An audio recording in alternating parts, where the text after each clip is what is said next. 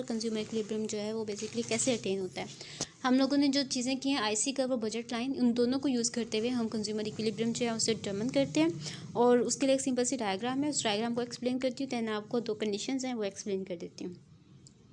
आपके पास सिंपल एक डायग्राम है जो कि आपके पास जैसे हमने आईसी ड्रॉ किया था। बेसिकली हम लोग यहाँ क्या करते हैं, कमोडिटी लेते हैं। यहाँ पे हमारे पास क्या कमोडिटी आएगी, एक्स एक्सिस पे कमोडिटी बी आएगी और जो वाई एक्सिस है उस पर ए आएगी हमारे पास, ठीक है।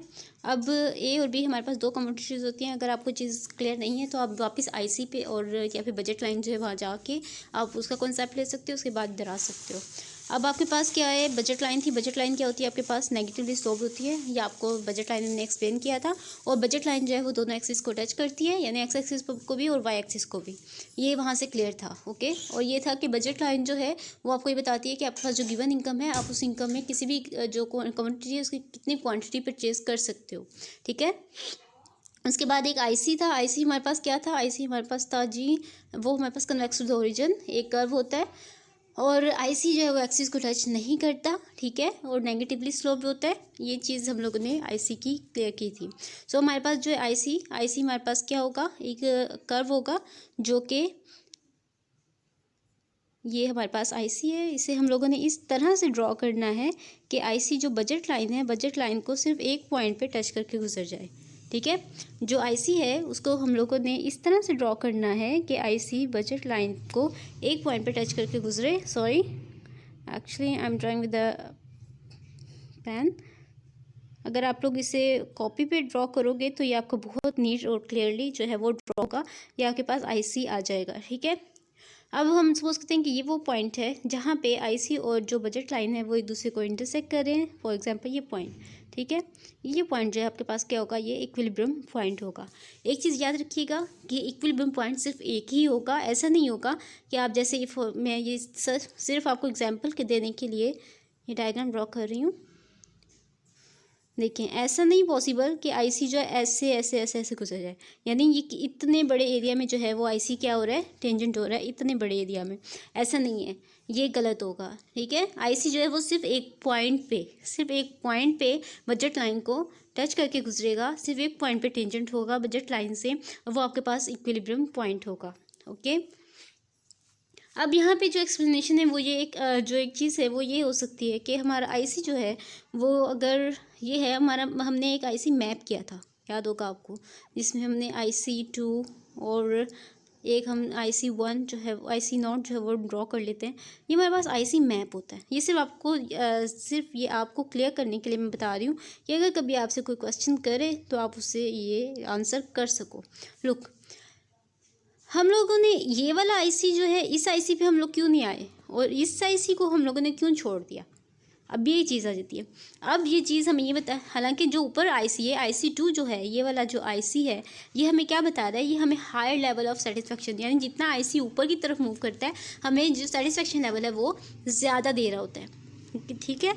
तो हमारी ख्वाहिश होगी, आपकी भी ख्वाहिश होगी कि आप IC2 की तरफ मूव करो बजाय IC1 के, ठीक है। जो रेड है उस आईसी के बजाय आप IC2 की तरफ मूव करना पसंद करोगे, लेकिन आप वहाँ जा नहीं सकते।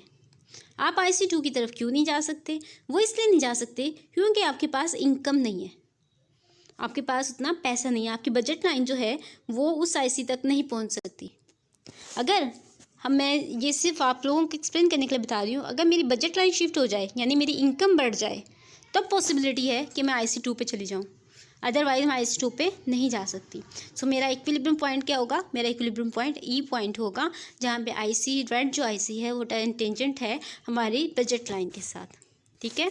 और अब इसके लिए दो कंडीशंस हैं, इक्विलिब्रियम जो है उसके लिए आपके पास दो कंडीशन होंगी। वो दो कंडीशन क्या होंगी, वो दो कंडीशन आपके पास फर्स्ट वन आ जाती है, फर्स्ट वन है नेसेसरी कंडीशन, नेसेसरी या फिर आप इसे कह लें कि फर्स्ट ऑर्डर कंडीशन, ठीक है, फर्स्ट ऑर्डर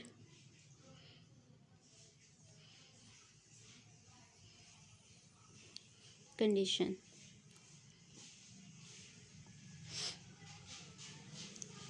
अब यहाँ पे फर्स्ट ऑर्डर कंडीशन आपके पास क्या है, फर्स्ट ऑर्डर कंडीशन आपके पास जी ये है कि जो आपकी कह लें कि स्लोप ऑफ आईसी है must be equal to slope of budget line, यानी marginal utility of X over marginal utility of Y must be equal to price of X over price of Y. Okay, अब यहाँ पे ये जो चीज़ है ये आपको क्या शो कर रही है, ये आपको आईसी का स्लोप शो कर रही है, आईसी का स्लोप को शो करेगी ये चीज़।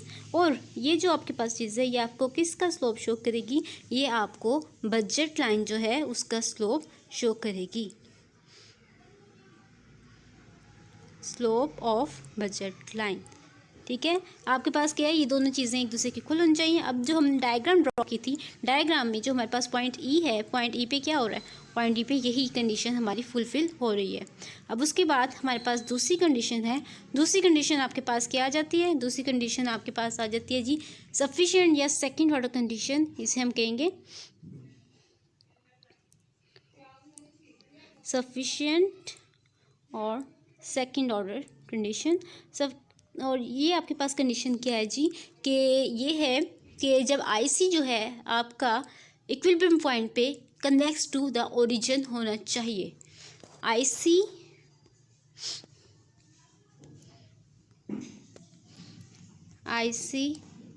Must be convex to the origin, means के आपका जो मार्जिनल रेट ऑफ सब्स्टिट्यूशन है वो क्या शो होना चाहिए, वो ये शो होना चाहिए कि वो डिक्रीज़ कर रहा है। आपका मार्जिनल रेट ऑफ सब्स्टिट्यूशन क्या करना चाहिए, डिक्रीज़ करना चाहिए। ओके।